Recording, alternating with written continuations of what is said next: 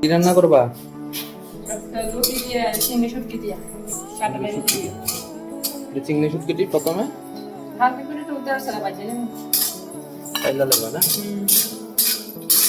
তারপর এর সঙ্গে নামাই দাম বেসন আছে পেঁয়াজ কাঁচা লঙ্কা আদা তারপরে শুকনো লঙ্কা কাঁচা লঙ্কা এটা পেস্টটা দিয়ে দিবা না? আমাদের দাম লবণ হুম। জিরার গুঁড়া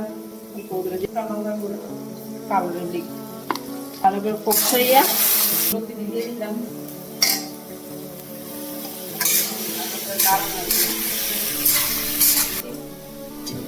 সিদ্ধ করছে না এমনি সেটটা দিচ্ছি